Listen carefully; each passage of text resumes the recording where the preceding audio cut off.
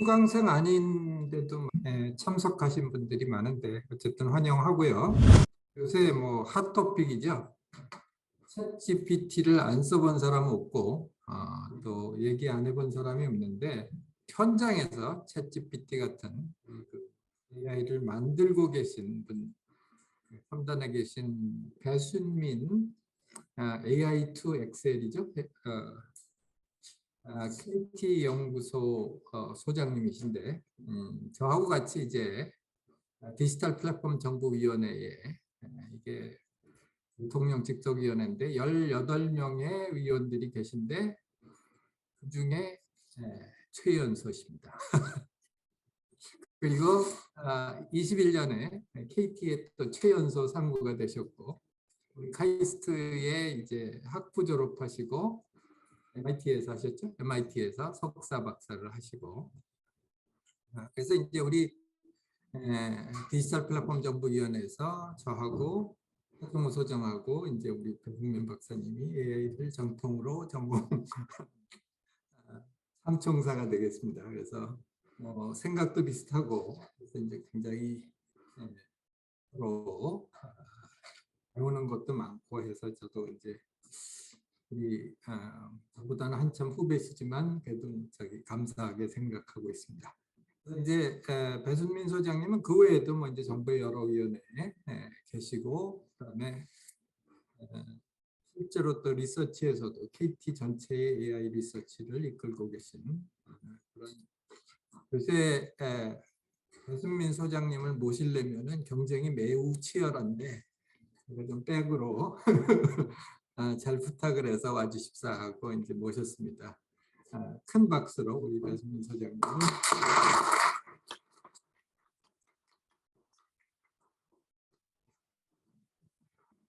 네, 안녕하세요. 네, 소개 감사드립니다. 저는 지금 KT AI2엑셀 연구소장을 하고 있고 카이스트 문화기술대학원 겸직 교수도 하고 있습니다. 저는 학력은 카이스트 전산학 그 전공이었고 응용수학 부전공이랑 사실 저는 경영도 부전공했습니다. 그리고 MIT에서는 시세일에서 석박사를 했고요. 삼성 거치고 네이버 거친 다음에 오늘은 제목이 챗GPT 생성 AI 도대체 뭐길래 그리고 첫 번째는 생성 AI에 대해서 간략히 말씀드리는데 어차피 이 내용이 연구개발자를 위한 내용은 아니에요. 그래서 일반 분들도 아실 수 있게 준비했습니다. AI 요즘에 아주 핫한데요. 처음 AI를 언제 겪으셨는지 모르겠는데 저한테 처음 AI는 좀 구글이었던 것 같습니다. 제가 그 학부 때 캐나다로 교환학생을 갔었거든요.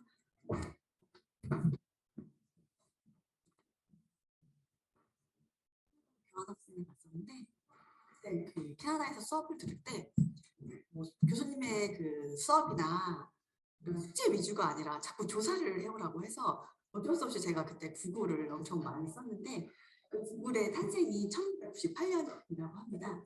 지금은 좀 달라졌고 25년이 이제 지난 상황입니다.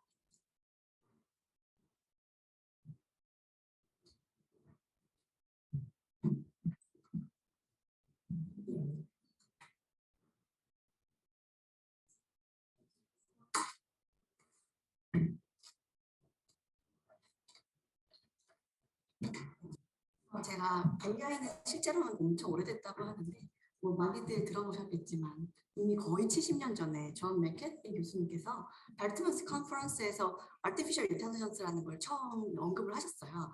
그리고 아주 훌륭한 연구자분들을 모여서 우리 한 3개월 정도 있으면 3개월 정도 하면 휴먼 인텔리전스를 리프로듀스 할 수 있지 않을까라고 모였죠.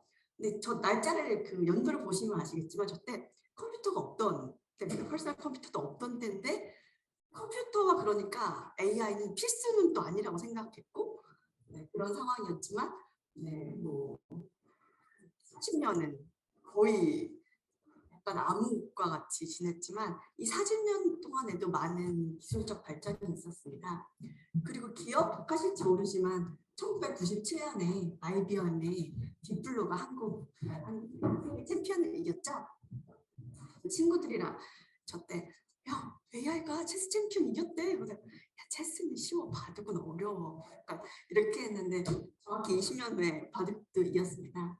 그래서 이 그 윈터 이 한 3, 40년의 아주 차가운 AI 시절에 그 열심히 했던 나라와 그 회사가 있었어요. 대표적인 게 IBM이 대표적인 회사였고 나라는 캐나다가 열심히 펀딩을 했습니다. 그렇기 때문에 많은 회사들이 AI 연구기관들을 없애고 학교들에서 논문들을 받아주지 않았을 때 그래서 많은 제프리 힌튼이나 얀니쿤 교수님들이 다 캐나다에 계셨던 이유가 캐나다가 국가 펀드를 지원을 했어요.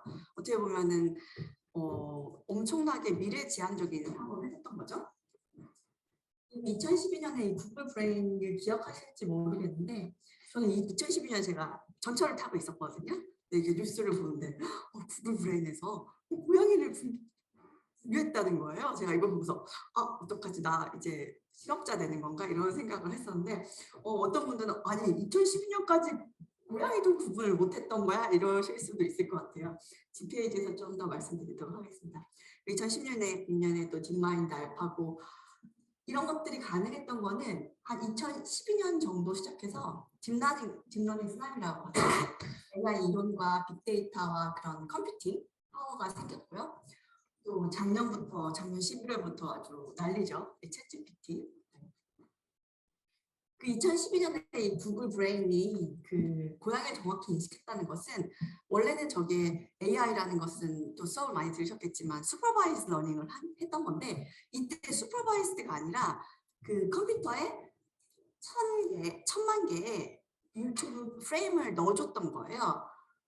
별도의 또 많은 그런 슈퍼비전이 없이 근데 딱 이런 게 고양이 같다 이렇게 내놨기 때문에 거의 아기가 그 우리가 아이를 키우시는 분이 없어 보이지 다 젊어 보이셔서 20대시죠?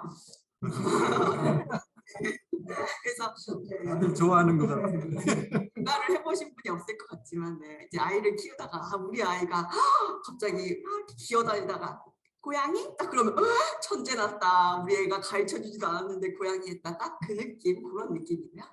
2016년에 그 알파고 할 때 평일이었죠. 한 3시 정도에 할 때마다 직장인들도 막 3시 되면 시작했대?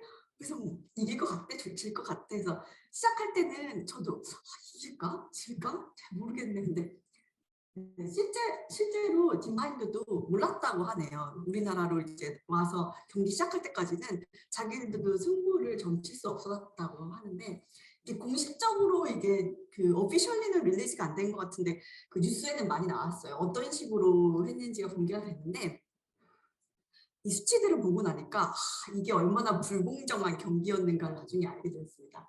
이 알파고는 500만 개의 게임을 150일 동안 이미 스터디를 한 거예요. 사람은 500만 번의 게임을 두기 너무 힘들죠. 하루에 몇 판을 두는지 모르겠어서 한 8판? 긴 거 8판도 잘 못 짤 것 같은데 근데 500만 번의 게임을 도고 뒤에는 한 100억 원짜리 컴퓨터가 있었고 지금 혼자 사람이 지금 100원짜리 컴퓨터 뒤에서 지금 프로세싱하고 있는데 1초에 10만 수를 돌고 오는 거예요. 10만 수는 게임 벌써 몇 판 끝났잖아요. 그러니까 얼마나 저게 불공정한 그 경기였습니다. 그래서 뭐 최근에는 뭐 다시 사람이 이기는 법을 발견했다고 하는데 아주 인포메이션 없이 알파고를 거의 마지막으로 이긴 사람이 아닐까 싶을 정도로 합니다. 이 뒤에는 뭐 더욱더 발전이 됐고 최근에 챗GPT 같은 경우는 뭐 모델 사이즈도 1750억 뭐 그다음에 리월드 모델도 하고 있다고 하고 뭐 트레이닝이 얼마가 들었는지는 모르겠지만 요즘에 딥러닝 한다 그러면 한 몇백억, 뭐 1000억 정도는 쓰는 거는 좀 기본이고요. 그다음에 그 reinforcement learning from human feedback 썼다고 해서 좀 화제가 됐었죠. 제가 아까 딥러닝 스나미에서도 말씀드렸지만 이런 AI 알고리즘의 발견 이거는 한 3, 40년 동안 계속 축적이 된 그런 수학적 그런 컴퓨팅적인 것이고 지금도 계속 옵티마이즈 측면이나 경량화 측면에서 계속 발전을 하고 있습니다. 그리고 데이터가 모였던 것이 참 대단한 것 같아요. 우리가 보통은 예전에는 컴퓨터를 이제 필름 카메라로 찍었어요. 그러면 이제 필름을 사서 카메라에 넣은 다음에 어떤 필름통은 그냥 책상에 넣고 어떤 필름통은 인화를 하고 그걸 내 앨범에 꽂고 그러니까 다른 사람이 어떤 사진을 찍었는지는 볼 수가 없는 시대였습니다. 근데 다행히 2003년 정도 2006년에 아이폰도 등장하고 3G 때문에 그다음 많은 SNS의 도래로 인해서 사람들이 인터넷에 사진을 마구 올리기 시작했어요. 근데 이때 2000년대 초반 한 중반부터 사진을 모으자, 그럼 레이블링을 하자라는 프로젝트가 그 스탠포드에서 페이 리 교수님이 시작을 하셨어요. 그때는 저게 저렇게 인해 전술로 하나하나를 그 레이블링 하는 게 말이 되나? 저게 실제로 진짜 도움이 될까? 이런 반신반의하던 그런 때도 있었지만 지금은 뭐 거의 데이터의 시대죠.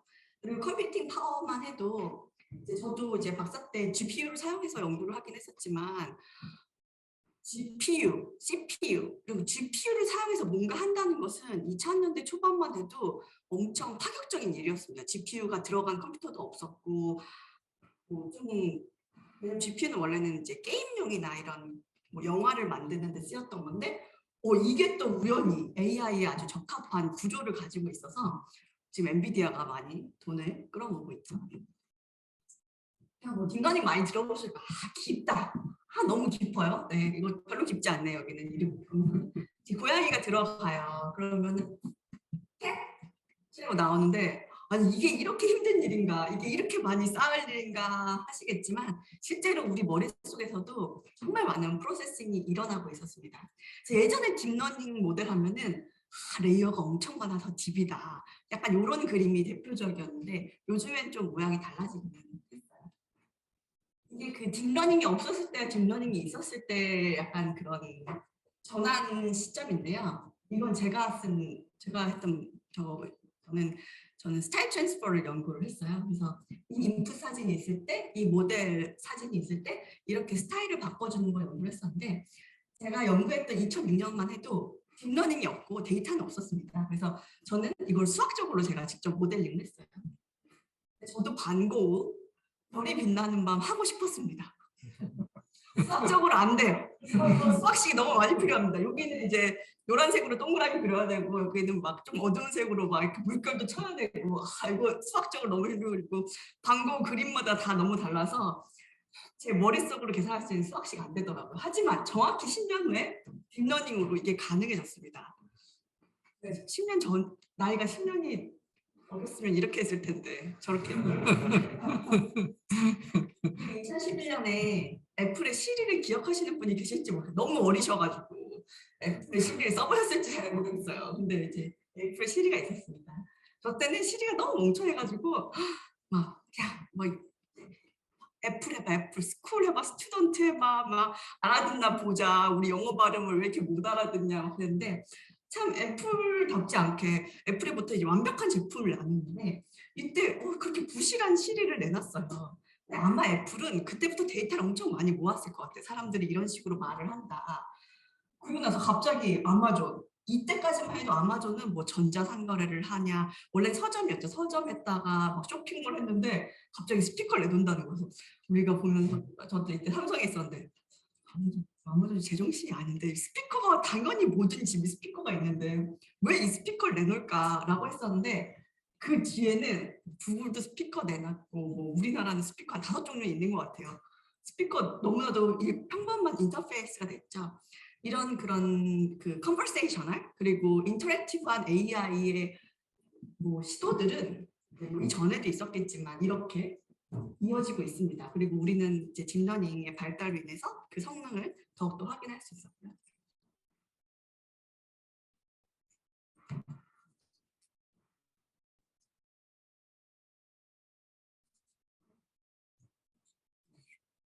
밑에 있는 것.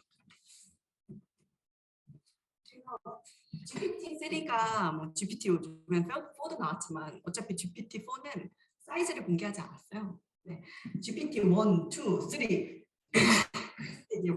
원도 아니었죠 그때는. 2018년, 그다음에 2019년, 2020년 했을 때 2019년에 이거 그 15 파라미터 GPT-2 나왔을 때도 사람들이 이걸 트레이닝 하는데 5천만 원이 들었다는 거예요. 그래서 천만 진짜 많은데 했는데 바로 이렇게 나왔을 때 이거는 몇십억 몇백억 들었다고 하니까 몇십억이었을 거야 아마 이때 당시는 50억 들었다고 했을 때 이제 뭐 몇십억 단위가 써야 되나 했는데 이 성능에 있어서는 이때부터 너무 놀라웠죠. GPT-2부터 시작해서.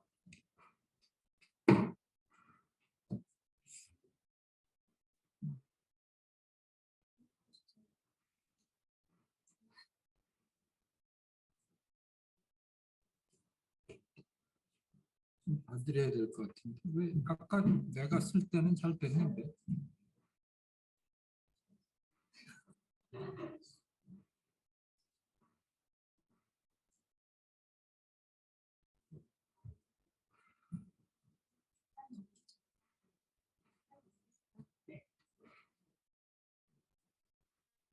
그리고 아까 2018년, 2019년, 2020년인데 갑자기 2021년에 달리 나누고 그리고 나서 1년 뒤엔 또 그게 불과 작년이었다는 게 1년 전이었다는 게 믿어지지가 않습니다. 지금 1년이 어떻게 흘러가는지 모르겠어요. 그림을 그리기 시작했죠. 뭐 지금도 멀티모달을 잘 하게 됐는데 몇억 장 이미지를 학습했더니 이 이미지는 인터넷에 없는 이미지, 한 번도 사람이 그린 적이 없는 이미지인데 한 픽셀 한 픽셀 이제 컴퓨터가 그릴 수 있게 됐고요. 달리 2에서는 그 스타일에 있어서 그리고 그 퀄리티에 있어서 훨씬 좋아진 것을 1년 뒤에도 경험할 수 있었습니다. 1에서 2로 갈 때 굉장히 임프레시브했던 것 같아요. 저도 1일 때도 되게 감동적이었는데 이때 되게 화제가 됐던 것 같아요. 앉아 계실래요? 더 이상한가 봐요. 네.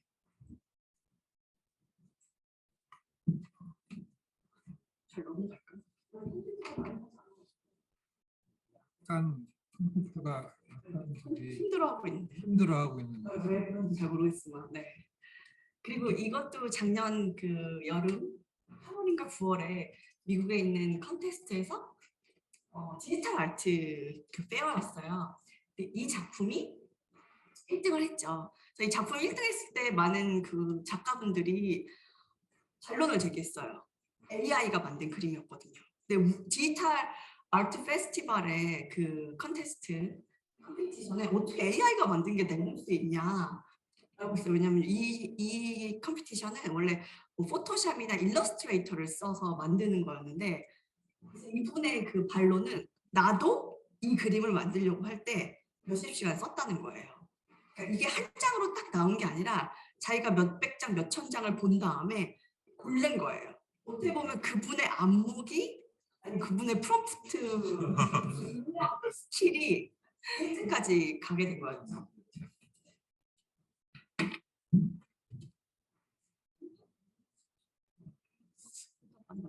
네. 그 저기 USB를 뺐다가 다시 꼽아.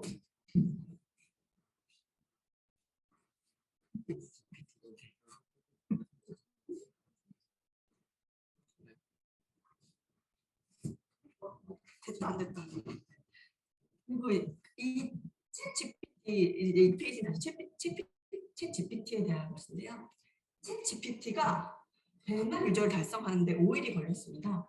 인스타그램이 75일, 그다음에 스포티파이가 150일, 페이스북이 300일 걸렸다는 것을 5일 만에 다 했고 1억 명의 MAU 달성하는 것, DAU 2천만 명 달성하는 것도 제가 11월 말부터 해가지고 2달? 2달 정도 걸렸던 것 같아요. 네. 두 달 정도 걸렸습니다. 네, 틱톡이 9개월 걸렸었죠. 네, 이렇게 기록을 지금 제하고 있고요. 그리고 그 구글 검색에 제가 여기다 그냥 보면서 구글의 검색을 이제 뭐 구글 검색은 다들 20년 동안 쓰셔서 아시겠지만 여기 지금 제가 넣은 게 디지코 KT는 어떤 성과들이 있냐라고 했을 때 구글은 당연히 페이지가 나옵니다. 근데 챗GPT는 이렇게 문장으로 나와요. 1, 2, 3, 4. 근데 이걸 잘 읽어보시면 특이한 점이 있는데요.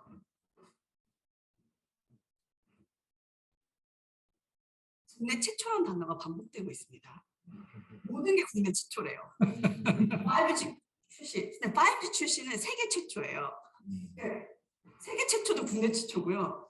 그다음에 AI 비즈니스 사업 출시, 이게 국내 최초인지 잘 모르겠어요. 근데 국내 최초라고 그러고, IoT 사업도 국내 최초고, OTT조차 국내 최초래요. 이런 좀 오류가 좀 있습니다. 근데 챗GPT 뭐 소설 쓰는 거 너무 쉽죠?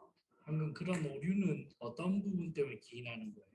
그러니까 그 챗GPT는 문장을 생성을 하는데 있을 법한 문장을 생성하는 거예요. 그러니까 완전 거짓은 아닌데 꼭 존재하는 건 아니에요. 하지만 있을 확률이 높은 거죠. 근데 국내 최초라는 문장이 엄청 많았나 봐요. 이런 소개 자료들에, 회사 소개 자료들에. 그러니까 얘는 자연스럽게 국내 최초를 넣는 거예요. 근데 오류의 확률이 분명히 있습니다. 확률적으로 그게 많이 반복되는 걸 인식하고 정확하지 않아도 그냥 넣는 거예요. 네, 그러니까 그것에 대한 판단은 못 해요. 파이널 판단을 할 수 없습니다. 배운 게 확률이니까 99%로는 네. 확률은 아니죠. 박사님, 저희 같은 내용은 하더라도 영문일 때하고 국문일 때하고 확연히 좀 차이가 나는 것들도 네. 그런 부분들은 NLP 측면에서 아무래도 영문 대비 한글의 자료가 적기 때문에 나타나는 현상인지 아니면 그렇죠. 데이터에 다 거의 데이터예요. 이제는 데이터에 그 말이 있었으니까 하는데 영어에는 그런 데이터가 많아서 뭐 영어 데이터가 또 많다고 해서 꼭 정확하다는 건 아니에요. 또 가짜 데이터가 또 많을 수도 있잖아요. 그러니까 그 데이터에 있는 그 통계를 그대로 반영을 합니다. 프로그램을 하는 것도 너무 쉽죠. 그래서 저번 달인가 그 요즘에 시간이 어떻게 가는지 모르겠어요. 일주일에 흐른 건지 한 달이 흐른 건지 모르겠는데 구글에서 그 한 연봉 1억짜리 포지션이 나왔을 때 실제로 챗GPT가 그걸 통과해가지고 정말 획기적이었죠.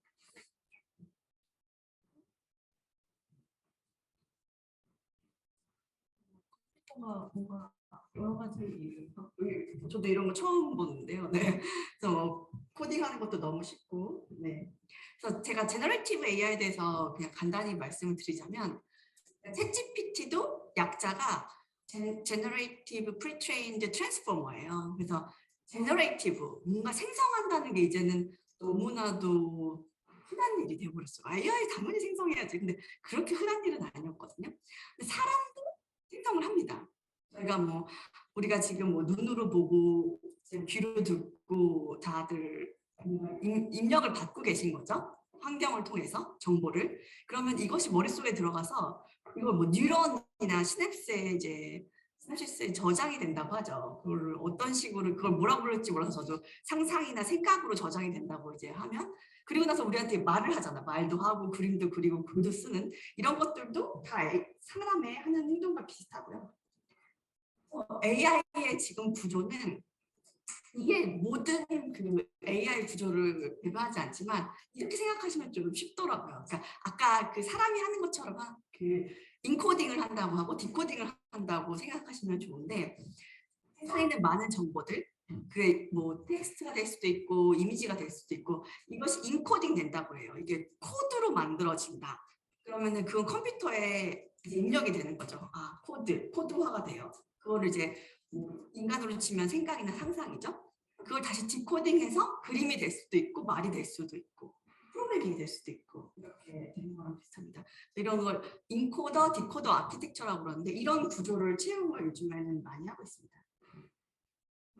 근데 그 제가 아까 그 GPT가 뒤에가 T가 트랜스포머라고 말씀을 드렸는데요. 제가 트랜스포머 뒤에서 잠깐 말씀을 드리겠지만 인코더, 디코더로 했을 때 이 영상이 이런 식으로 인코딩이 될 수 있다는 것도 되게 파격적이었던 거예요.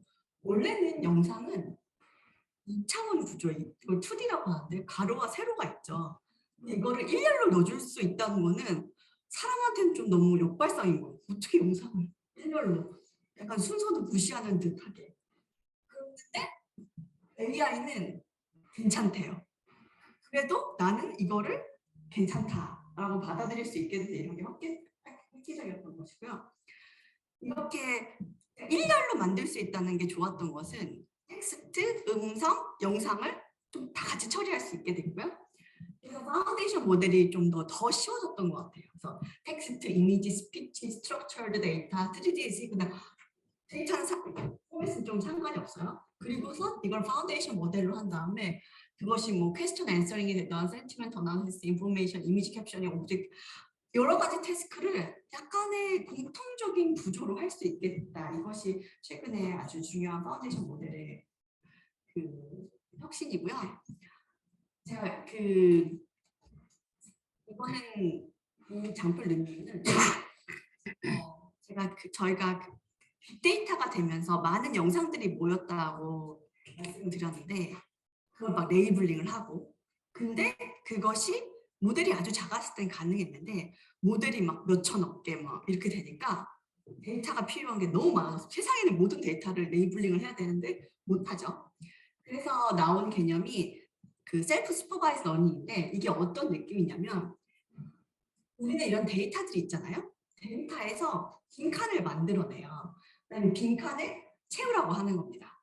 이거면 답은 빈칸을 만들기 전 답이니까 많은 정답과 답의 세트를 만들어낼 수 있는 거예요. 여기도 나무 무슨 나무 가자 감나무 배가 아파 배나무 바람 솔솔 뭐 같으신가요? 소나무. 네, 소나무 같죠? 소나무 아닐 수도 있어요. 소나무 같다. 이거를 이제 배우는 거죠, AI. 그리고 아까 제가 인코더 디코더 말씀드렸는데 그것이 가장 좀 심각하게 맨 처음에 스터디가 됐던 분야가 번역 분야입니다. 번역. 한국어였어요. 아버지가 방에 들어가신다. 영어로 My father enters the room 했는데 순서가 달라요. 아버지가까지 처리를 했어요. my father. 오케이. 방에 the room 해야 되는데 여기가 다른 단어라는 거예요. 순서가 바뀌었죠. 그러니까 번역에는 이런 게 좀 많았던 거예요. 그러니까 순서도 바뀌어야 되는데 이 순서를 어떻게 바꿀 수 있을까? 그러면은 이거를 처리할 때 나만 보는 게 아니라 앞도 보고 뒤도 보고 이렇게 약간 윈도우를 본다고 하거든요. 처리하는 윈도우를 좀 사이즈를 키우면은 들어가신다를 통해서 엔터를 유치할 수 있고 방해를 통해서 더 룸을 할 수 있다. 이런 것이 머신 트랜스레이션의 스터디가 많이 됐어요. 근데 또 이슈가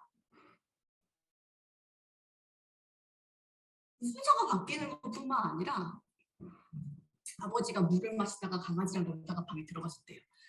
질문이 방에 들어가신 거 누구? 했더니 강아지인가?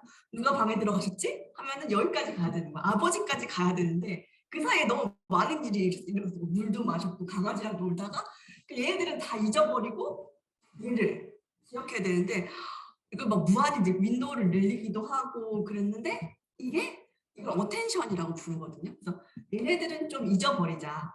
얘는 중요하다. 이런 것들을 기억하는 게 어텐션이고 트랜스포머의 핵심도 이 어텐션입니다.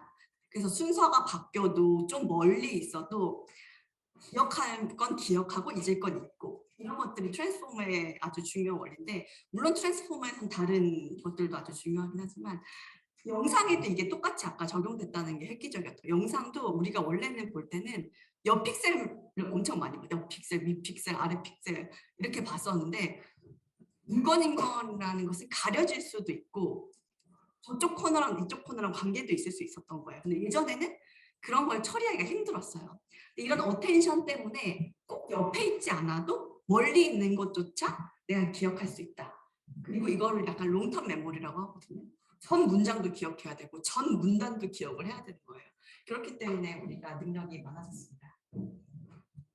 이게 아까 그 영상을 생성하는 그 텍스트 기반 영상을 생성하는 건데요. 텍스트가 들어가요. 텍스트도 일렬로 만들어요. 그다음에 영상이 들어가요. 영상도 영상도 이거는 좀 다르고 영상을 학습할 때 영상과 텍스트의 관계를 학습을 해요. 생성을 할 때 텍스트가 들어오고 이 영상과 그 텍스트의 관계를 학습한 걸 같이 넣어주면 짜잔 하고 이제 영상이 나오는 이렇게 해서 텍스트, 영상을 함께 처리할 수 있게 된 거 이런 것도 이제 뭐 인코더, 디코더 그리고 트랜스포머의 장점입니다. 챗GPT에 대해서 말씀을 드리자면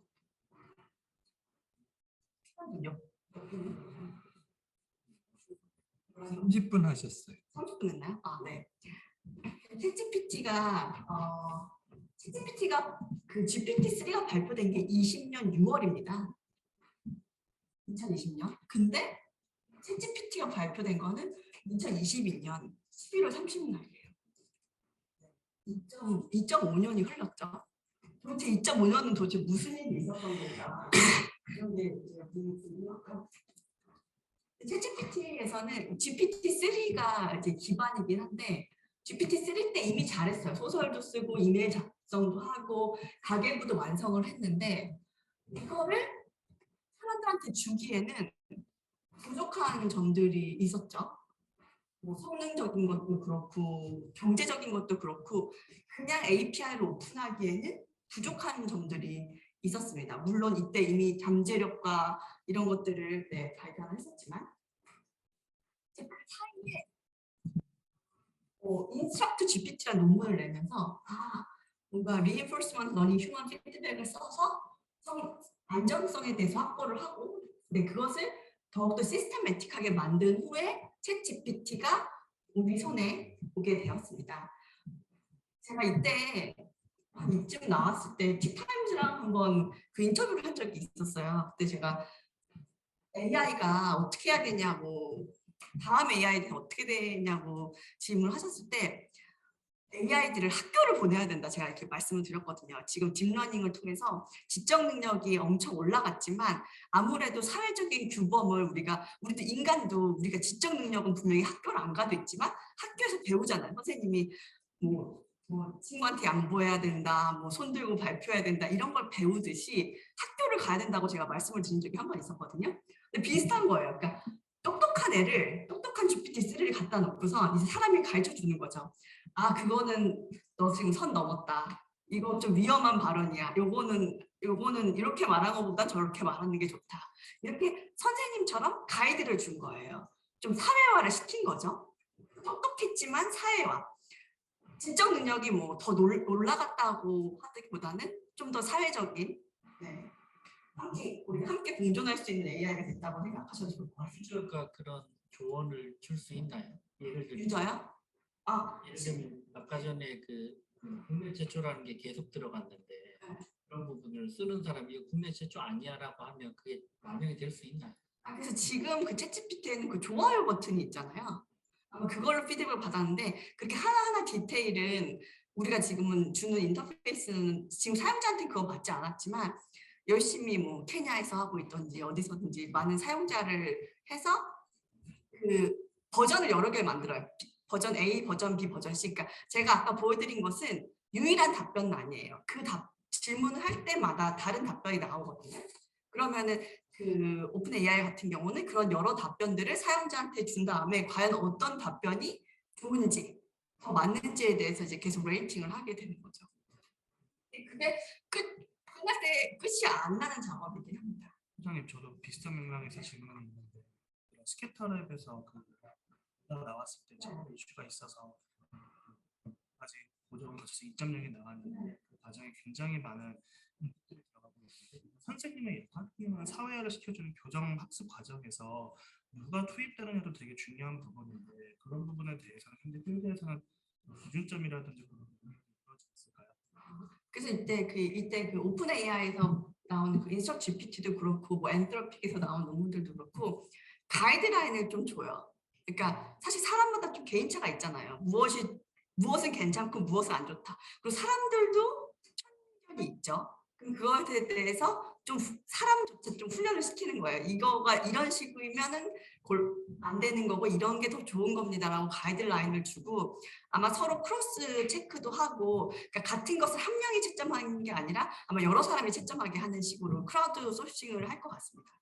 요즘 크라우드 소싱을 그런 식으로 하거든요.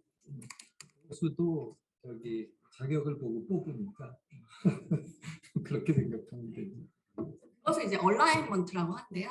이 얼라이먼트를 이거를 쓴 논문은 엔트로픽이 논문인데 최근에 그 구글이 5천억 투자해서 화제가 됐던 그것인데 엔트로픽이 제시했던 얼라이먼트는 이 aligned to 우리의 가치관 그리고 선호도에 좀 얼라인을 시켜야 된다는 것이고요. 세 가지 H를 제시했는데 helpful, honest, harmless 그랬어요. 그래서 helpful은 사용자가 뭐라고 말했는데 3000% 빠지지 않는가? 뭐 이런 것이 helpful이고요. honest는 좀 정확하기도 해야 되고 약간 메타인지기도 해요. 모르는 건 모른다고 하자는 거예요. 괜히 아는 척 하지 말고. 사실 요즘에도 많이 하죠. 모르는데 자꾸 말을 하잖아요. 아니, 그게 많이 노력을 한 거예요. 그래서 좀 솔직하잖아요. 가끔 이렇게 얘기하죠. 저는 뭐 사람이 아니고 저는 모든 지식은 잘 모르지만 뭐 제가 판단하긴 힘들지만 뭐 이런 식으로 이렇게 좀 어니스트한 거고 하음리스는 바이어스도 주면 안 되고 욕하면 안 되고 이런 것들에 대해서 하고 이런 기준들은 사실 이 논문은 이렇게 3H였지만 뭐 다른 논문들은 또 다른 기준이긴 합니다. 챗GPT 뭐 인터페이스 너무 쉽죠. 이게 그렇게 획기적인 인터페이스인가 싶을 정도로 그냥 텍스트 넣으면 답변 드리고 예전에는 아까도 검색 엔진은 여러 가지 페이지를 줘서 하나씩 다 클릭을 했었어야 되는데 근데 뭔가 이렇게 한 패러그래프 한 문서를 주니까 너무 쉽고 그다음에 이전 대화를 좀 기억을 하잖아요. 그거 아니고 뭐 예를 들어서 그러면 어때? 뭐 이렇게 대명사나 이런 것들을 이해한다는 것은 아까 말씀드린 롱텀 메모리도 가능하다는 것입니다. 그럼에도 불구하고 한계가 있죠. 여전히 편향돼 있습니다.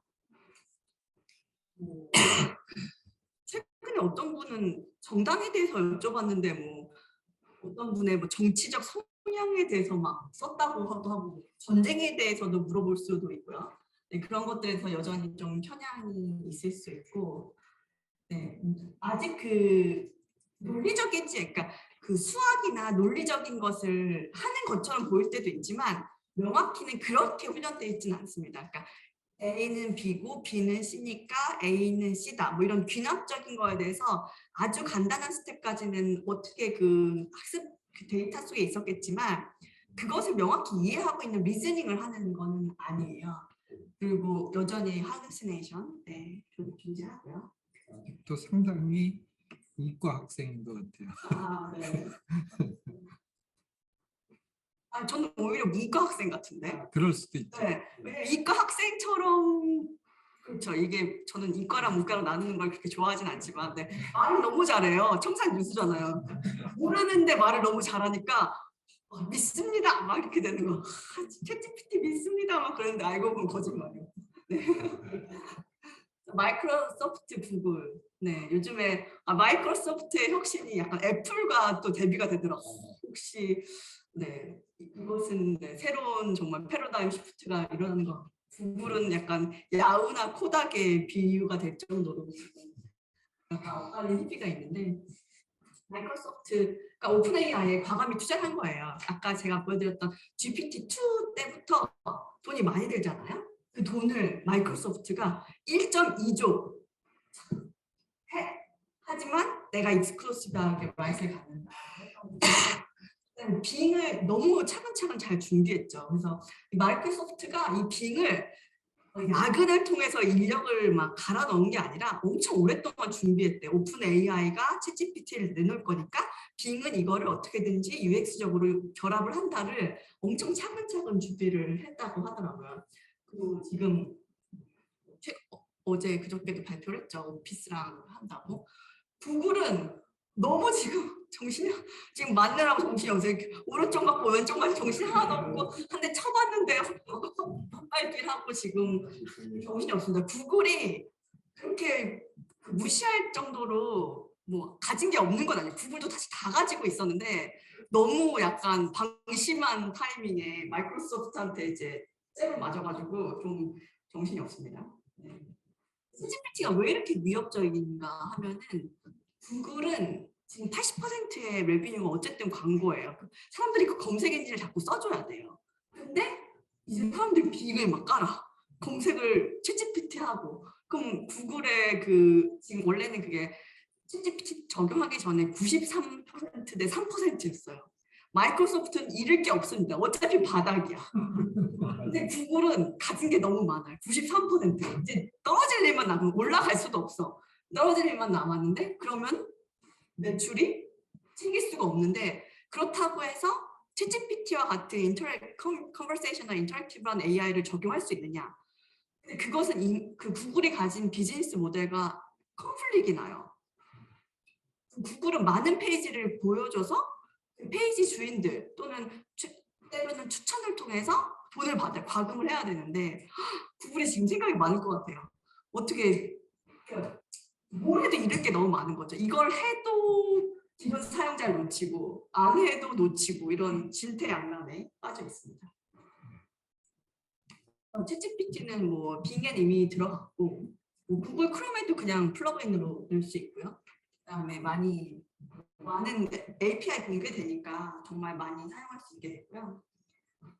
근데 이때 사람들이 그럼 챗GPT 등장했으니까 누가 일자리를 잃을까 이런 뭐 아티클도 많긴 하는데 아까 할루시네이션 너무 많고 초안까지는 괜찮은데 많은 검토가 필요합니다. 너무 신뢰성이 있어야 되는 거에는 적합하지 않아서 진짜 어시스턴트 정말 우리가 예전에 많이 말했던 그 AI 어시스턴트가 정말 AI 어시스턴트로 할 수 있는 역할을 해줄 수 있는 것 같습니다. 그리고 개발자분들도 맨 처음에 챗GPT 나왔을 때 이것도 많은 논란이 있었어요. 챗GPT가 프로그래밍을 하면 누가 대체될 것인가? 주니어 프로그래머가 대체될 것인가? 시니어가 대체될 것인가? 근데 일단은 모든 사람이 다 쓸 수 있게 됐어요. 이제 GitHub에 이제 코파일럿도 할 수 있고 그 마이크로소프트가 GitHub을 8조에 인수했나 그랬던 것 같아요. 정말 많은 코드를 가지고 있고 많은 그 마이크로소프트가 워낙 또 소프트웨어 강자죠. 우리가 마이크로소프트를 빼고는 얘기할 수 없는 이 소프트웨어의 역사인데 이제 많은 것들에 연동이 되고 있습니다. MS가 챗GPT를 수익화할 수 있는 방법은 많아요. 네 가지는 될 수 있을 것 같아요. 하나는 아예 챗GPT 플러스를 구독형으로 했죠. 이곳에 구독료가 얼마일지 되게 논란이 많았어요. 한 50불 정도 될 것이다. 근데 생각보다 저렴한 20불 정도 했고 API를 통해서 또 수익화를 할 수 있습니다. 그리고 지금 많은 마이크로소프트에 연동이 되고 있죠. 오피스나 이런 것들. 그리고 빙에 이게 그 들어감으로 해서 광고 수익화를 또 할 수 있어요. 그러니까 이제 어떻게 보면 이제 마이크로소프트는 이제 수익화해서 걷어들일 수학할 일만 지금 남은 것 같습니다. 그래서 이거 챗GPT 등장 이후 다들 너무 바빠졌어요. 그래서 지금 뭐 페이스북도 공개, 우리 이제 메타버스 안에 우리 이제 AI만 공개했죠. 아마존도 이제 가만히 있을 아마존이 아니고요. 뭐 마이크로소프트, 구글, 뭐 애플도 사람들이 궁금해하죠. 애플이 왜 가만히 있을까? 네, 뭔가 하고 있을 것이다. 뭐 애플의 최근에 프로세서들도 너무 좋아지고 은근 애플이 하드웨어와 소프트웨어 모두 강자입니다. 그래서 잘할 수 있을 것 같고. 뭐 지금 제주는 얘네들이 부르고 있는데 돈은 또 엔비디아가 열심히 벌고 있어요. 그러면 다들 좀 배가 아프잖아요. 어떻게든지 AI 반도체를 통해서 NPU를 통해서 또 전체적인 또 독립을 이뤄야겠고요. 뭐 다들 아시듯이 이번 주에 챗GPT가 GPT-4가 나왔습니다. 이번 주 맞죠? 이번 주에도 너무 많은 일이 있어서 제가 이게 이번 주인지 저번 주인지 저번 달인지 시간의 흐름을 잘 모르겠습니다. GPT-4가 나왔는데 일단 영상까지 처리할 수 있는 멀티모달이고요. 조금 더 할루시네이션 이런 거 좀 더 줄일 수 있게 됐고, 네, 더 긴 문장을 처리할 수 있게 됐어요. GPT-3가 4K 정도를 처리를 했었어요. 한 4096 토큰. 근데 이제 GPT-4는 32K라고 해서 8배 정도 길어졌고요. 네, 그다음에 멀티링구얼, 다른 언어도 더 많이 잘 안다.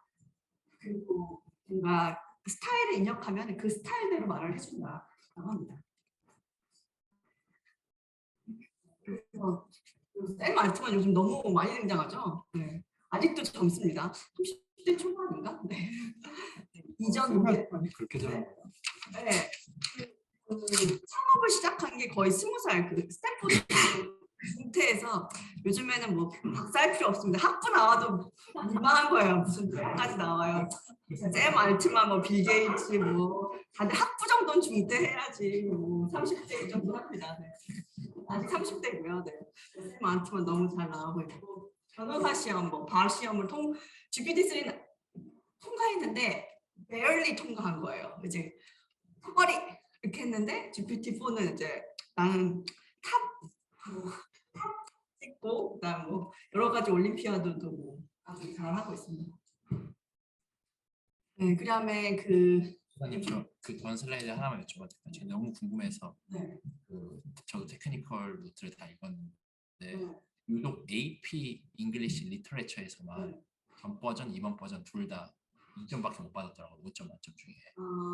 이게 RLHF를 적용해도 그런데 이게 되게 아이러닉한 게 그 언어 모델이니까 문학 같은 걸 엄청 잘할 것 같은데 문학에서 유독 점수가 낮은 것에 대한 인투이션이 있으신가요? 일단은 RLHF를 적용하고 적용 안 하는 것은 그렇게 똑똑해지는 데 도움은 되진 않아요. 얘는 오히려 이제 할 말 안 하게 하는 거기 때문에 그렇게 그 시험 테스트에 상관이 없고 여기서 아마 말씀하시는 게 이 장표에 그 앞에 한 4번째쯤 왼쪽에서 4번째쯤에 여기요? 아니요 여기. 네 거기서 뭐 안에서 왼쪽에서 네 번째쯤 여기 AP 잉글리시 리터레처 네 번째. 네. 옆에 것도 엄청 조그마네요. 네. 네. 그러니까 이게 우리가 이 챗GPT나 GPT-4가 나왔을 때 얘가 인간의 수준이라고 생각을 하시지만 인간은 생각보다 더 똑똑합니다. 그래서 인간이 가진 지능을 뭐 다중지능 이론도 있는데 우리는 언어, 그 다음에 논리적인 수학 능력, 그 다음에 언어, 공간, 그 다음에 이런 모터 스킬도 지능이고요. 그 다음에 인터퍼스널한 거, 인트라퍼스널, 그 다음에 인터퍼스널한 거 이런 것들이 인간한테는 다 지능인데 얘는 약간 암기를 잘하는 생각하면 돼요. 근데 만약 제가 요 시험 문제를 정확히 보지 않았는데 그거는 문제를 봐야 돼. 그 문제가 그러니까 챗GPT나 GPT-4는 아주 특정 그 전문성에는 엄청 잘해요. 하지만 모든 걸 잘하는 건 아니라서 그건 한번 문제를 봐야 될 것 같습니다. 그 변호사 지식을 말하는 게 아니고 네. AP 잉글리시에서 보는 거는 문맥을 파악해서 뜻을 답하는 게 주로 문제가 있는 거예요. 그거는 사실 이런 랭귀지 모델이 대답하기 상당히 어려운 카테고리인데 채점 방식도 한번 봐야 돼요. 그러니까 그게 원하는 답변 스타일이 있을 거잖아요. 그게 챗GPT랑 다를 수도 있어요. 그래서 여기서 이 논문에서 아마 언급됐을 때 그렇게 나왔을 것 같아요. 이 특정 태스크에 대해서 별도로 특별한 노력은 하지 않았다고 아마 테크 리포트에 나온 거예요. 네. 그러니까 만약에 이 태스크를 별도 훈련하잖아요. 이건 그럼 올라갈 수가 있어요. 근데 그것이 이 다른 거랑 타입이 달랐던 것 같아요. 그러니까 뭐 답변을 해야 되는 게 타입이 달랐던지, 그러니까 이 우리가 지금 뭐 많은 입시도 하고 계시고 뭐 수능도 보고 계시고 영어 시험 이거는 그 지식을 배우는 거에 정답이 있는 게 아니라 출제자의 의도가 저는 되게 중요하고 그 교육 시스템에 맞춰서 우리가 세뇌됐을 뿐이지 저는 뭐 이 시험이 모두 다 괜찮은 시험인지 사실 잘 모르겠습니다. 이거는 뭐 엉뚱한 시험이었을 수도 있고 한번 시험 문제를 저건 봐야 될 것 같아요. 그러니까 맞는 아닌 건 맞지만 꼭 그 시험이 뭐 괜찮은 시험인지는 잘 모르겠다. 네, 그 다른 비문학 시험 같은 예를 들면 변호사 시험, 로직을 많이 요구하는 시험들이 점수가 개선이 많이 됐는데 문학적 사고 능력을 키우지는 않았다. GPT를 문학적 사고를 잘 하도록 학습시키지 않았다. 이 정도로 알아들으면. 근데 소설이나 이런 거는 데이터셋에 많거든요. 근데 아까 말씀드렸듯이 얘는 빈칸을 채우는 훈련이 된 거예요. 근데 저도 사실 제가 수능 어렸을 때 수능 언어 능력을 보면서 왜 답을 보면서도 왜 이게 1번일까? 난 2번도 답인 거 같은데 그럴 때가 있었거든요. 그래서 제가 수능 시험을 볼 때도 이거 어떻게든지 출제자의 의도에 내가 세뇌를 당해야지, 나가 창의적으로 생각하면 안 된다, 그런 생각도 하긴 했어요. 그래서 언어 능력이 저도 답변이 좀 이해가 안 될 때들이 많더라고요. 아마 챗GPT도 이거 점수 보고 그랬을 것 같아요. 너가 왜 이 점수야 하면서 약간 나는 그렇게 생각하지 않는데 그랬을 수도 있고요. AP 잉글리시하고 SAT 잉글리시하고 뭐가 다른지는 아시죠? 네네 알겠습니다. 그러니까 저는 몰라요. SAT는 우리 수능이고요. 그다음에 AP 잉글리시는 그 저기 영문학인데. 그 본고사 영어거든요.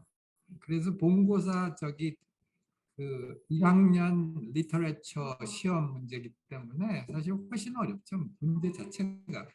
안 맞았을 수도 있어요. 그러기도 하고 AP 잉글리시 공부를 막 시키면 좀 나중에 그러니까 이게 지금 그 다운스트림 태스크에 대해서 파인 튜닝을 하지 않은 상태에서 시험을 봤기 때문에 그것만 그 유형을 계속 풀리면은 저도 우리나라의 그런 그 인간 교육도 전 다 기계학습하고 있다고 생각해요.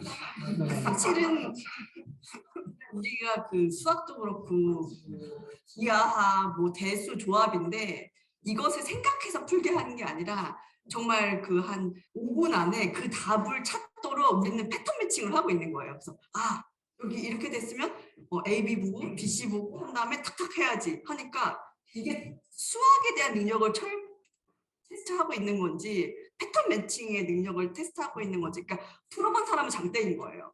근데 그걸 할 수 있는 수학 천재예요. 수학 천재가 그 문제 풀려고 그러면 그 문제 한 100만 번 푼 학생이 훨 잘하죠.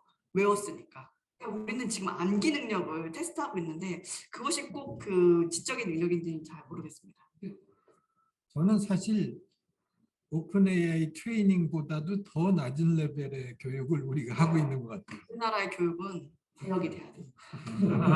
진짜 심각한.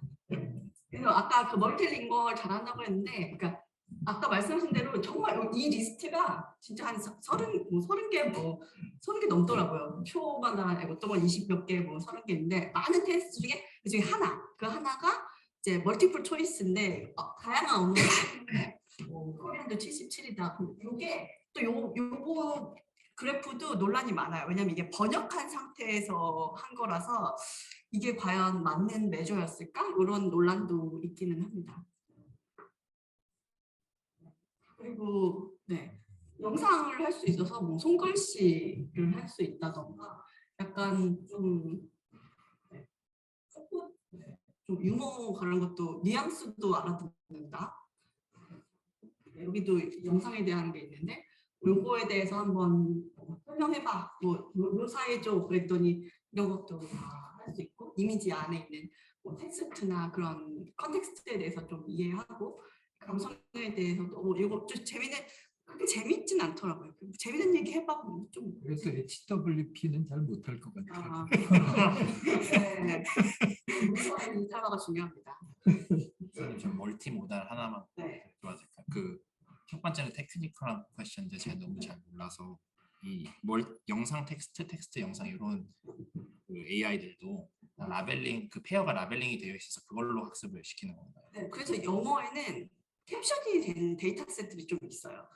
이거 영상을 보고 뭐 여기는 지금 뭐 어떤 사람이 뭐 스케이트를 타고 있다, 내지는 뭐 두 사람이 대화를 하고 있다, 이런 캡션이 된 데이터들이 좀 있어요. 그래서 그거를 학습한 아까 뭐 인코딩, 디코딩 구조를 여기다 같이 넣으면은 얘가 멀티모달 능력을 가지게 되는 겁니다. 네, 관련돼서 두 번째 질문은 그러면 이제 저도 강의자를 만들려고 하다 보면은 그 이미지들에 다 저작권이 걸려 있어가지고 함부로 쓸 수가 없는데 이런 친구들 학습할 때 그 비용을 다 내고 하는 건가요? 아니면 그냥 무료 데이터만 써서 보통? 그래서 지금 약간 영상에 대해서 저작권 이슈가 뭐 있어서 오픈을 안 한다는 얘기도 있고 지금 막 또 소송건들도 있기도 하고 아직은 회색지대이긴 합니다. 정답은 없어야지. 마지막으로 일반 이게 소비자이면서 동시에 뭐 글을 쓰는 사람이라면 내가 웹에 공개하는 건 상관이 없는데 그걸 상업적 목적으로 쓸 때 내가 그 회사한테 돈을 받고 싶은데 그런 걸 보호하는 제도적인 것들이 있나요? 그래서 이게 또 미국이랑 우리나라가 법이 다르긴 한데 우리나라는 지금 책을 학습을 못하고 있거든요. 책의 저작권 때문에. 근데 오히려 미국은 책을 다 학습을 했더라고요. 그래서 이게 학습할 때 쓰인다는 거는 오히려 우리나라도 지금은 그 저작권을 풀려고 하고 있거든요. 학습에 쓰일 땐 괜찮다. 그런데 그랬을 때 이 저작권자 분들은 뭔가 자신의 권리에 대해서 좀 공격받고 있다고 느끼실 수도 있을 것 같아요. 난 학습받을 때도 돈 받고 싶은데 이런 수도 있고 좀 이거는 아직 그 나라별로 해결이 안 되긴 해요. 오늘 지금 1시간이 지났는데요? 어떡하지? 근데 뭐 별로 불평하는 사람이 없는 것 네. 같으니까 편하게 하시면 됩니다. 써머리는 일단은 뭐 아까 거의 사람 뭐 잘하고 있고 생산성 뭐 여러 가지 뭐 상황이나 대한 거 감성 추론에 대한 것도 좀 많이 더해졌고 이제는 어떻게 하면 이것을 더 모니타이즈 할지 이런 것들이 좀 이슈일 것 같습니다. 사실 마지막은 그냥 예제 위주로 제가 준비해서 뭐 이제 소개는 다 끝났습니다. 네. KT에서도 뭐 이런 저희가 가진 통신 데이터나 또 아파트나 호텔, 집에 있는 데이터들 그리고 많은 저희 파트너들을 위해서 하고 있고요. 왜 파운데이션 모델을 해야 되냐? 그거는 각각 모델을 만들려면 너무 힘들었는데 아까 말씀드린 대로 단일 파운데이션 모델을 하면은 다운스트림 태스크는 적은 데이터로도 확장이 가능해요. 그러니까 우리가 예전에 저도 삼성도 있었고 네이버도 있었는데 그럼 프로젝트가 어떤 게 론칭이 돼요. 뭔가 인스펙션을 해야 된다. 그러면은 그 인스펙션을 위한 데이터 모아야 되지. 근데 그런 데이터는 사실 많지가 않아요. 그러려면 기본적인 지능이 올라갔을 때 작은 데이터만 줘도 뭔가 추가 그 특정 전문성을 가진다면은 개발 기간도 단축되고 불가능하다는 일들이 가능해집니다. 그렇기 때문에 이렇게 기업들이 파운데이션 모델에 집중을 하고 있는 것이고요. 저희 RJ 모델은 리듬입니다. 그래서 Mindful Intelligence that dialogues emphasize, understands and moves를 가지고 있고요. 이거는 꼭 그 리듬에 해당하는 것이 아니고 지금 많은 그 인터랙티브 컨버세이셔널 AI가 할 수 있는 것을 제가 한번 카테고라이즈를 해봤어요. 입력이 문서예요? 아니면 입력이 대화예요? 그러면은 문서를 기반으로 검색이나 퀘스천 앤 앤서를 할 수 있죠. 그러면 기사나 SNS 검색할 수 있고 금융세금 상담도 할 수 있고 민원도 해결할 수 있습니다. 근데 문서를 또 작성을 할 수가 있어요. 보고서 초안, 기사 초안 작성할 수 있고요. 대화가 입력인데 대화를 요약할 수 있습니다. 회의록 작성할 수 있고 대화를 생성할 수 있죠. 시니어 대상이나 육아 상담도 할 수 있고 민원 상담을 할 수 있어요. 그러니까 이게 익스클루시브는 하지 않는데요. 이 왼쪽과 오른쪽을 보시면 왼쪽은 약간 언더스탠딩의 영역이고요. 오른쪽은 제너레이션입니다. 그래서 언더스탠딩, 제너레이션. 뭐 입력에 따라서 이렇게 좀 카테고리즈하면 좀 쉽더라고요. 문서 Q&A 한 예제를 들으면 저희가 저번 주에 지니버스를 출시했습니다. 지니버스 저희가 SNS에 포스팅을 했거든요. 이 포스팅을 입력으로 주고 이제 믿음과 함께 대화를 하는 거예요. 이 페이지 요약해줘 이렇게 소통할 수 있습니다. 뭐 MZ세대 지니버스 쓰면 뭐가 좋아 하면 AI 홈트인 기반으로 공간과 아바타를 뭐 꾸밀 수 있어요. 언제 출시했다고 하면 이렇게 해서 거기 있는 정보를 기반으로 이제 대화를 할 수 있는 이런 것들이 중요한 사용하고요. 그다음에 뭐 금융 상담도 할 수 있습니다. 저희 많은 문서들이 있어요. 뭐 정부 문서, 기업 문서들이 있으면 그걸 기반으로 해서 이제 얘기하세요. 금융소득의 범위를 간략히 알려줘. 그다음에 양도 차익도 금융소득으로 봐야 하나? 보증금 전체를 뭐 하면은 소득에 속하는 거야? 이런 거를 같이 대화를 할 수 있는 전문 상담을 할 수 있고요. 그다음에 대화가 들어갔어요. 그러면 어떤 상담원이 대화를 했는데 그것에 대해서 일반 전화 요금 확인 요청하여 수납 처리가 되었으면 안내하 이렇게 할 수 있습니다. 이것에 대해서 저희가 이거를 실제 서비스로 쓰고 있거든요. 그거 사용하시는 분들의 인터뷰를 한번 들어보도록 하겠습니다. 네, 고객님과의 통화 시간이 길었음에도 불구하고 상담 이력이 상담사분들이 네, 고객님과의 통화 시간이 길었음에도 불구하고 상담 이력이 한 문장으로 깔끔하게 정리되어 보여지는데 제가 생각했던 것보다 내용도 정확하고 간결해서 하루 통화 기준 80% 정도는 수정 없이 바로 저장하고 있습니다. 직접 타이핑할 필요가 없다 보니 업무 피로도도 적어지고 후처리 시간이 굉장히 많이 단축되다 보니 콜수도 더불어 상향되는 플러스 효과도 있었습니다. 기존에는 각각의 컨설턴트마다 상담 내용을 요약을 하고 정리를 해서 글로 표현하는데 많은 차이가 있었습니다. 어떠한 컨설턴트는 상담 요약을 빠르게 할 수 있는 반면 어떠한 컨설턴트는 상담 요약에 많은 어려움을 겪기도 했습니다. 그러나 이러한 작업을 초거대 AI가 대신해줌으로 인해서 현재는 각각의 컨설턴트의 상담 요약 시간이 확연하게 줄어들었을 뿐더러 사실 이번에 초거대 AI가 상담 요약을 한 것을 보고 저는 깜짝 놀랐습니다. 이렇게 상담 요약을 잘한다고? 내가 한 것보다 상담 요약을 더 잘하는 것 같은데? 라는 생각이 들었습니다.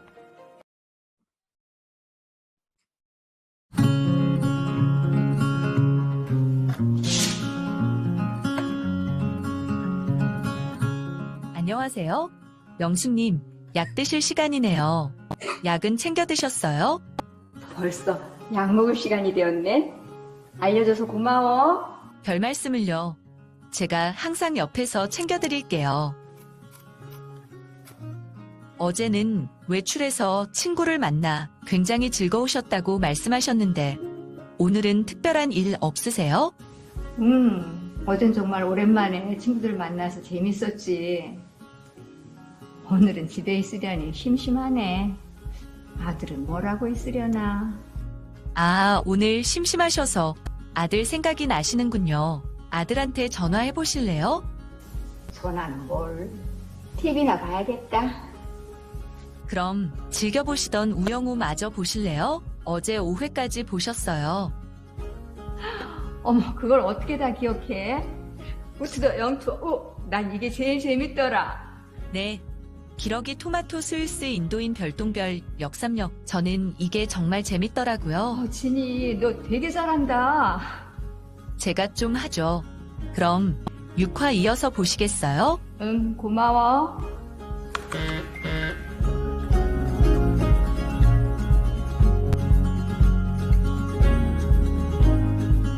어머니, 오늘 저 보고 싶었다면서요? 응, 보고 싶었지. 어떻게 알았어? 다 아는 수가 있죠. 여기서 보시면 어떤 특정 태스크에 대해서 알람을 드릴 수도 있고요. 이전 대화를 기억할 수 있고 개인 맞춤형 추천도 할 수가 있습니다. 그다음에 케어 기버에게도 상황을 요약해서 전달하는 것도 할 수 있고요. 저희가 아까 저작권 말씀하셨는데 오은영 박사님의 그 상담 책자와 그 상담 내역에 대한 저희가 익스클루시브한 권한을 가지고 있어요. 그거를 가지고 트레이닝을 했습니다.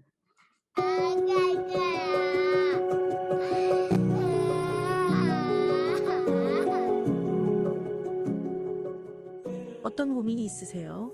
저희 아이가 어린이집 갈 때마다 너무 울어요. 어린이집에 보낼 때마다 힘드시겠어요. 어린이집이 싫다고 말하나요? 아니요. 그냥 엄마랑 같이 있고 싶대요.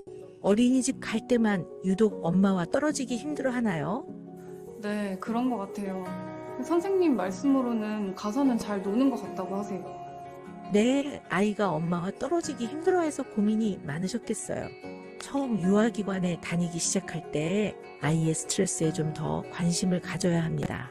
어린이집 다니는 것이 힘든 일이 많지라고 물어보는 요령이 필요합니다.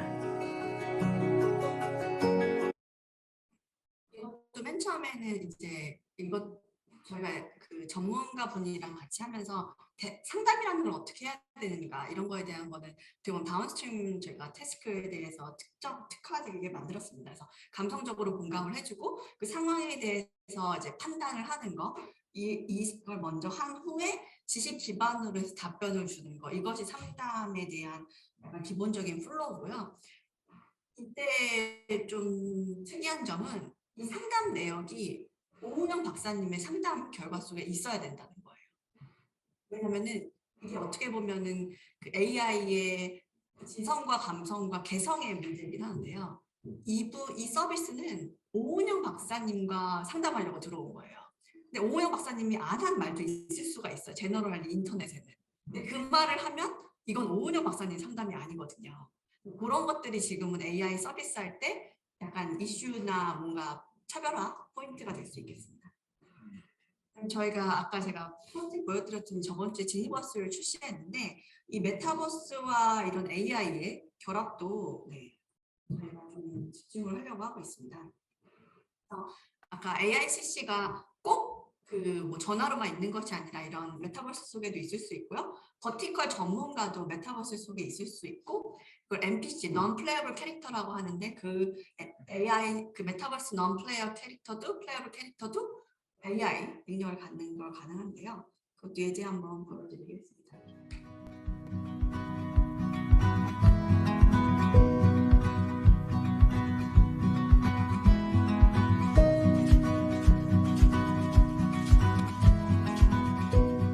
아이가 밥을 먹을 때 편식이 좀 심한 편이에요. 편식은 분명히 극복해야 하는 문제이고 부모가 이 과정에서 도와주어야 하는 것도 사실입니다. 그렇지만 어떤 특정한 음식을 먹지 않으려고 하는 아이에게 강제로 먹이고 심지어 입을 벌리고 억지로 떠먹이는 것은 부모가 아이를 공격하는 것과 같습니다.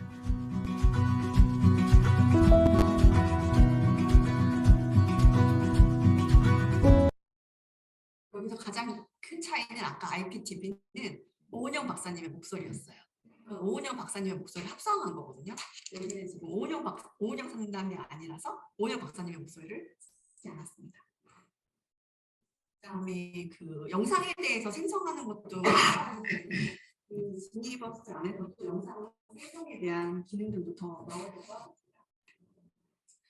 그리고 KT에 지금 지니랩스라는 것을 저희가 오픈했는데 이것은 누구나 쉽게 AI를 경험하고 활용하고 비교하고 공유할 수 있는 AI 개발 실험실을 만들려고 하는 것이고요. 그래서 KT 기술뿐만 아니라 다른 스타트업들의 AI 기술도 좀 소개를 하고 있어서 뭐 AI 기술이라는 게 어떻게 나눠져 있고 무엇들이 AI 기술일까 할 때 좀 가보셔도 될 것 같습니다. 저희가 그 작년 말에 나이파 챌린지로 해서 초코대 AI API를 오픈을 했었는데요. 뭐 KT뿐만 아니라 네이버랑 마인드랩도 같이 오픈을 했습니다. 그래서 이런 초코대 AI API들은 제가 아까 뭐 문서나 대화가 입력일 때 뭐 요약과 생성을 할 수 있다 말씀을 드렸는데 그런 것들에 대한 API들이 공개가 돼 있고 아마 여기 보시면 그 필터링 쪽이 있어요. 그래서 지금은 그 어떻게 하면 데이터 속에 있는 톡식 아니면 바이어스, 스팸, 개인정보를 지울 수 있을지 이런 것도 아주 중요한 또 처리 방법입니다. 그다음에 저희가 그 B2B AI를 열심히 하고 있는데 그럴 때 같이 드리는 게 LETS라고 해서 Language Experiment Tool Suite이에요. 그래서 모든 회사들이 그 기본적으로 제공되는 AI뿐만 아니라 그것을 또 자체적으로 트레이닝을 하시는데요. 그러면 데이터를 가공하고 다시 모델링을 통해서 파인 튜닝하는 작업을 하시는데 이 레츠를 사용하면은 지금 여기는 인력이 많이 필요하지만 레츠 같은 경우는 뭐 데이터를 넣으면 이런 스튜디오를 통해서 툴킷을 통해서 훨씬 적은 인력을 통해서 뭐 도메인 날리지 있는 분도 적게 필요하고 AI 전문가도 또 적게 필요한 것이 필수입니다. 마지막 슬라이드인데요. 제가 말씀드렸듯이 그 챗GPT가 도래되고 나서는 물론 그 AI 서비스도 엄청 활발해지고 있어요. 어플리케이션 측. 그다음에 API, 여기서는 API라고 그러는데 그런 초코대 AI API도 중요하고 어떻게 하면 이런 그런 소프트웨어적인 프레임워크가 있는데 이런 것들도 독립성을 가져야 되고 마지막으로 그런 NPU, GPU에 대한 공급이 지금 바틀렉이고 그거에 대한 비용이 엄청 많기 때문에 그것에 대한 또 마켓을 확보하는 게 중요하기 때문에 KT도 지금 AI 풀스택을 하려고 하고 있습니다. 그래서 리벨리언이라는 스타트업과 같이 NPU를 만들고 모레라는 스타트업과 소프트웨어 프레임워크 같이 만들고 API 공급하고 우리 자체의 애플리케이션 그리고 외부 파트너들의 솔루션 같이 하고 있습니다. 이거를 또 저희만 혼자 하는 게 아니라 AI 원팀을 같이 만들었어요. 그래서 뭐 카이스트나 한양대나 성균관대 같이 하고 애틀이 그다음에 뭐 동원이나 뭐 우리은행, 뭐 여기 신한은행 그리고 LG 같이 해서 AI 원팀 팀이 함께 같이 하고 있습니다. 네, 이상으로 발표 마치겠습니다. 감사합니다.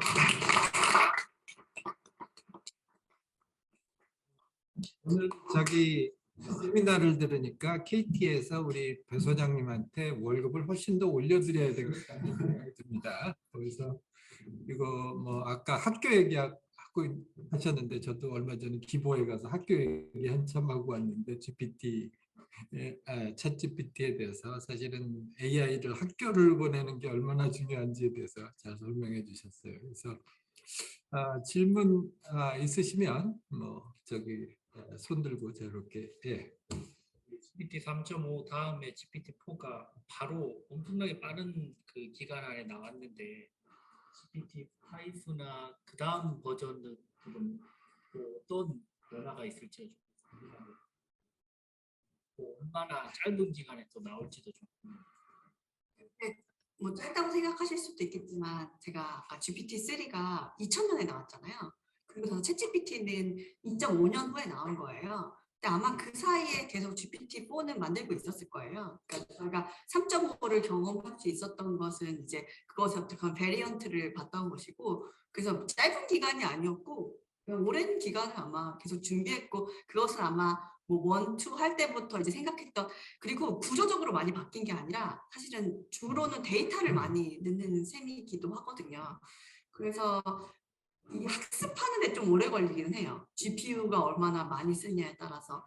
근데 이번에 경량화를 또 많이 신경 썼다고 하더라고요. 그러니까 이렇게 모델을 만든다는 것과 사용자한테 서비스를 준다는 거는 또 어느덧 차원이 다른 레벨이거든요. 그래서 GPT가 있어도 그런 reinforcement learning이 없이는 안정적으로 제공할 수가 없겠다는 것이 그 2년 반을 기다린 것이고, 또 이것을 서빙을 했을 때 너무 비용이 많이 들잖아요. 어떻게 하면 이거를 1000분의 1, 뭐 100분의 1 경량화를 할 수 있을까를 아마도 지금도 계속 고민을 할 것이고요.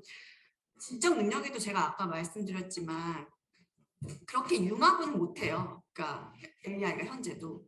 그다음에 논리적 사고를 하고 있는 것도 아니고, 우리가 지금 경험하고 있는 AI는 물론 그런 70년의 역사 속에서 되게 브레이크스루이고 갑자기 스텝 펑션으로 나아진 거지만, 우리가 도달하고 싶어하는 휴먼 인텔리전스의 레벨에는 잘 모르겠어요. 한 10분의 1까지도 이제 아직 도달한 정도다라고 저는 생각을 하거든요. 그래서 앞으로 정복해야 될 인텔리전스 레벨이 아주 많습니다. 네. 질문 안 하신 거기. 네. 질문 안 하신 분 저기 있는데요. 설명 너무 재밌게 잘 들었습니다. 전 질문이 2개가 있는데요. 우선 첫 번째로는 원래 GPT 전에는 버트가 가장 파급력이 큰 모델이었잖아요. 그럼 이 GPT 3.5 버트에서 잘하던 그런 분류나 요약 기능마저도 더 뛰어넘었다고 볼 수 있는 거죠. 번째로는 챗GPT가 이제 사회화된 GPT라고 볼 수 있는데, 이제 제가 정치적인 거나 좀 민감한 이슈를 물어보면 답을 잘 못하더라고요. 근데 이게 이제 빙에 인베드가 되면 이제 검색을 했을 때 그런 정보 같은 게 기본 같은 거에 비해서 조금 더 투명하게 나온다고 해야 되나? 좀 더 알 권리를 침해하는 그런 일도 생길 수 있지 않을까 우려가 되는데, 혹시 그 버트의 그 알파벳 중에 E는 그 인코딩이었어요. 그래서 아까 제가 인코더랑 디코더를 했는데, GPT는 이 제너레이션 뒷단을 엄청 디코딩을 많이 신경을 쓴 거고, 버트는 약간 그 인코더 단을 신경을 많이 썼는데, 인코딩을 안 하는 건 아닌데요. 세상에 있는 언어, 특히 언어라는 것이 생각보다 영상이라는 게 인코딩이 엄청 커질 필요가 또 없었던 것 같아요. 어느 정도만 해놓으면 웬만한 케이스가 다 분석이 되는 거죠.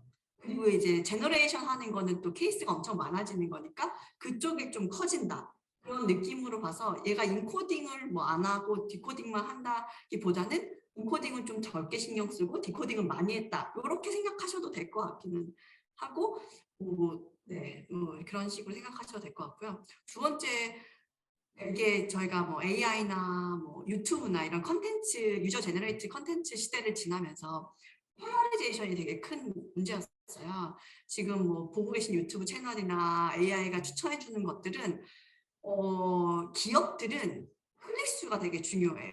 그다음에 리텐션이 중요한데, 세상이 자기랑 같은 생각을 한다고 느끼고 공감을 받는다고 느꼈을 때 사람들이 계속 머물러서 클릭을 하고 있는 거예요. 그러니까 자신이 보고 있는 컨텐츠는 점점 자신과 똑같은 사람들만 있는데, 누군가가 반대적인 의견을 내는 거랑은 없는 것처럼 느껴지는 거죠. 그래서 누군가의 세상에서는 당연히 A가 옳은데 누군가의 세상에서는 B가 옳은 거예요. 그래서 지금 이것이 사회적으로 큰 또 문제가 되고 있고 앞으로도 계속 이슈가 되고 있는데, 생각보다 세상엔 중도가 많습니다.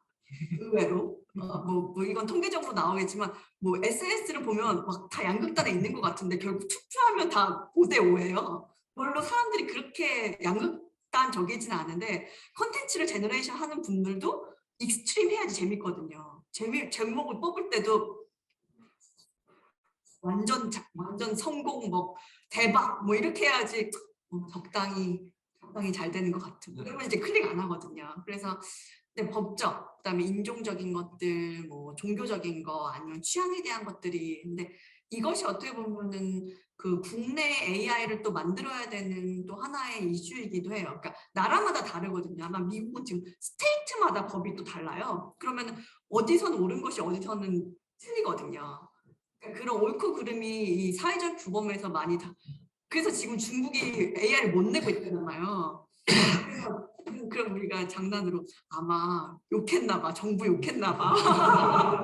그러면 세고랑 철컹 차야 되는데 이게 사실 우리나라도 지금 좀 정치적인 이슈들에 대해서 가끔 뭐 좀 이건 뭐 웃을 수도 없는 얘기잖아. 대통령이 누구냐 나오면 이제 대통령 이름이 틀린다든가 정말 대통령 한 적 없는 사람이 대통령이 나온다든가 이렇게 되면 우리나라만 해도 이제 민주주의라서 뭐 감옥은 오픈 AI를 보낼 수 없겠지만 이제 중국은 야 인터넷 끊어 약간 이렇게 나올 수 있어서 좀 수가 있습니다. 질문 못한 분 우선으로. 네. 아까 그 예시로 드셨던 그 소설 도입부 쓰는 거 같은 경우에 또 그 프로세스하는 과정이 수많은 소설 데이터를 가지고 그냥 쓰는 건지 아니면은 조금 크리에이티브하게 창작할 수 있는 능력이 있는지 궁금합니다. 소설만 쓰지는 않고 소설만 생각하진 않기 때문에 뉴스도 보고 뭐 개인 블로그도 본 다음에 이제 만들어낸 거라서 딱히 어떤 특정 데이터를 기반으로 했다기보다는 있을 법한 소설을 이제 쓴 거죠. 소설 형태로. 상상하는 능력 없는 건가요? 데이터를 기반으로. 그러니까 우리가 생각하는 상상이랑 창작이 물에서 유가 아니더라고요. 아까 영상도 제가 달리도 보여드렸지만 그게 없는 이미지거든요. 근데 은근 패턴이 있는 거예요. 여기다 초록색 픽셀 찍으면 옆에 초록색 픽셀 찍고 선 그리고 하면은 어머 아보카도 약간 이렇게 나오는 것처럼 창작도 다 어느 정도 인크리멘탈 한 거고 약간의 짜집기도 당연히 다 있을 수가 있는 건데 그것에 더해서 얼마나 독창성과 차별성을 넣을 수 있느냐가 약간의 성공과 실패를 좌우하겠지만 글쎄요. 그거에 대해서 인간조차 정확히 판단할 수 있는지는 잘 모르겠습니다. 우리가 이게 저작권 이슈가 걸렸을 때 다들 논란이 있잖아요. 이거는 카피다. 아니면 이거는 다르잖아. 뭐 이럴 수 있는 건 약간 조금 애매한 것 같습니다. 보더라인이.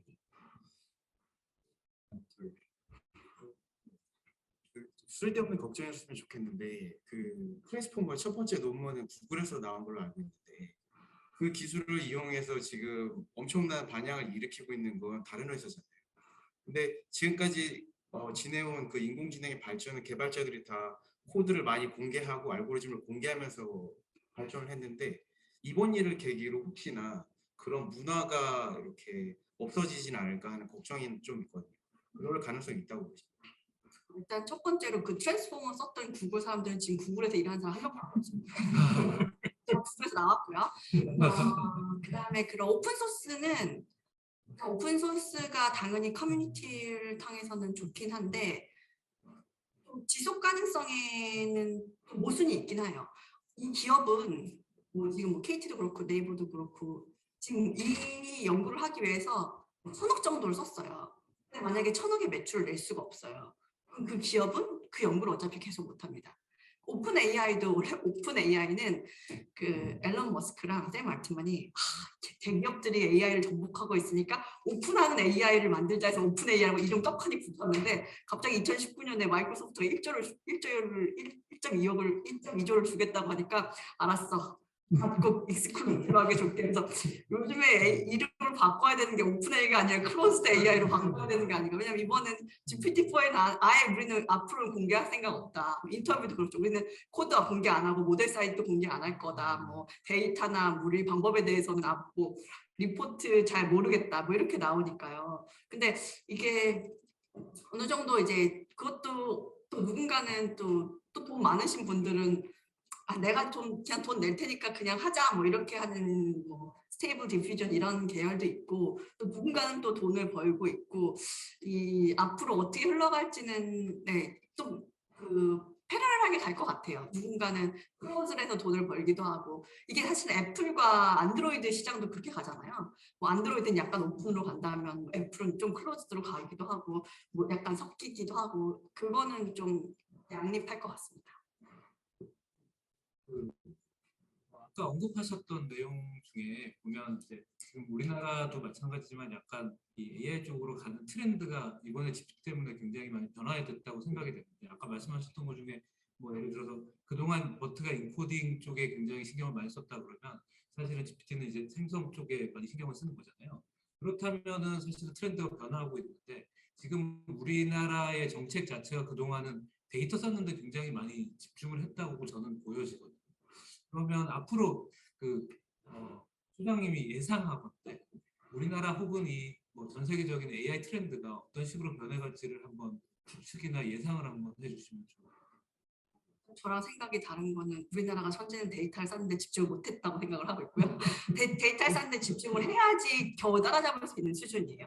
우리나라의 그 GPT 우리나라는 조금 디스어드밴티지가 있는 게 미국은 영어라는 걸 데이터셋을 만들어요. 웬만한 사람 영어 쓰거든요. 그다음에 우리가 논문 제출하실 때도 다 영어 버전 많이 쓰세요. 한국어 논문은 많지 않아요. 한국 데이터를 다 긁어 모아도 영어에 이렇게 발끝만큼밖에 없어요. 우리 인구 계속 줄고 있잖아요. 5천만 명에서 더욱더 줄고 있는데 데이터를 다 모아도 부족할 판인데 아직 데이터가 디지털화가 되지 않았어요. 많은 기업들의 문서나 정부의 문서들은 HWP로 머신 리더블 하지 않게 어디 PDF로 자기 하드디스크에 올리고 있는데 그다음에 뭐 중국만 해도 뭐 CCTV 다 공개됐는데 우리나라 CCTV는 어디 누군가 하드디스크에 들어가 있고 영상도 하나도 공개 안 돼 있거든요. 그래서 우리나라는 지금 우리나라가 그 글로벌 AI 지수로 7위예요.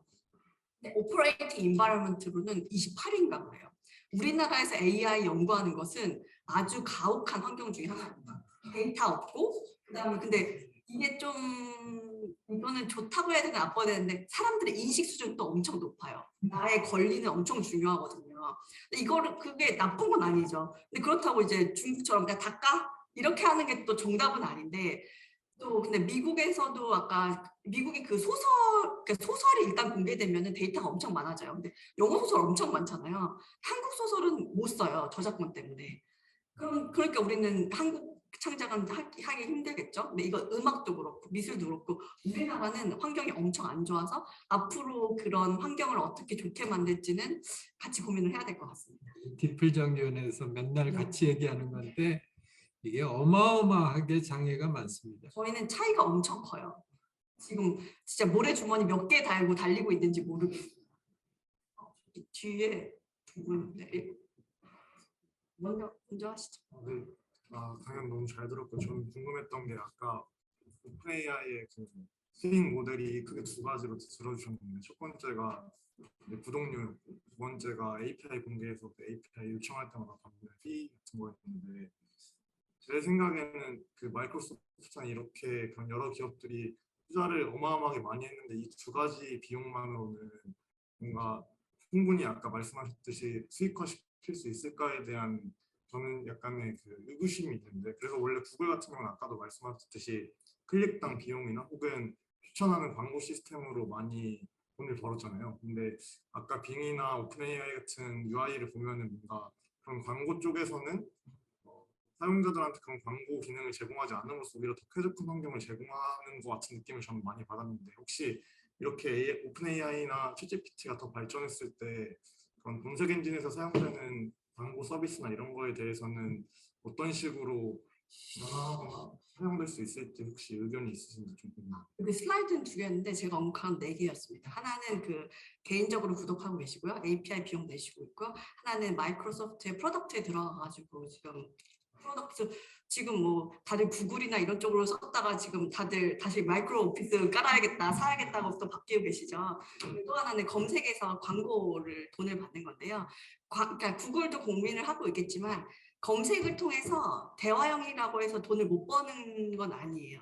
벌 수 있는 방법은 있을 것 같아요. 예를 들어서 대화를 이거는 완성된 건 아니지만 대화를 하는데 기업 이름을 하나 더 넣어주는 거예요.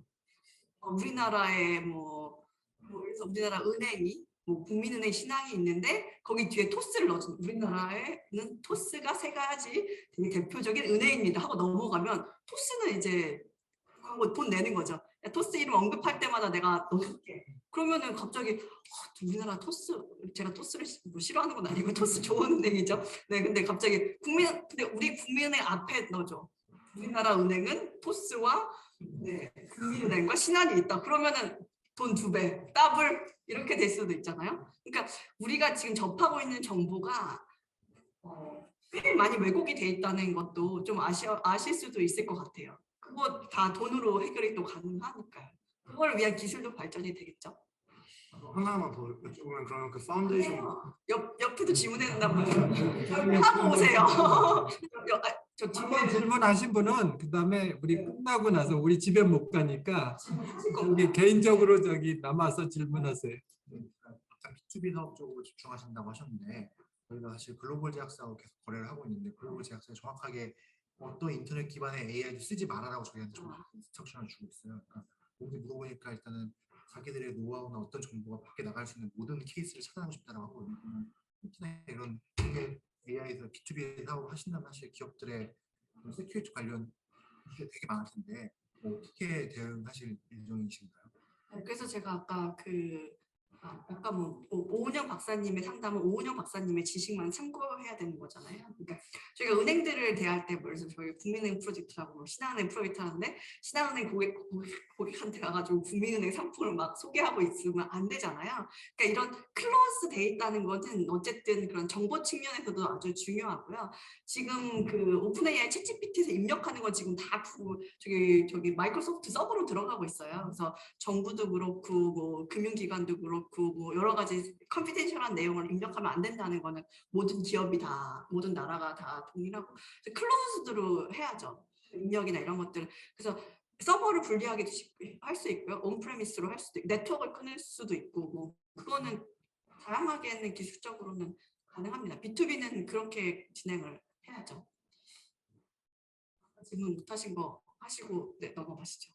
어떤 거 하시려고 했어요? 아까 그래서 그러면은 사업자가 그 디코드된 어떤 답변에 대해서 뭔가 그러니까 아까 말씀하신 예를 들어 토스를 2등 안에 넣는다고 했을 때 그런 작업들이 파운데이션 모델 안에서 이루어질 것 같은지 아니면 디코드된 이후에 그게 서비스화 될 때 그 이후에 답변이 더 추가되는 거예요? 아마 이후에 되는 게 그거는 이제 과금에 따라서 넣는 거는 기술적으로 완성된 건 아니니까 그런 식으로 디자인도 가능하겠구나라고 생각이 드는 것뿐입니다.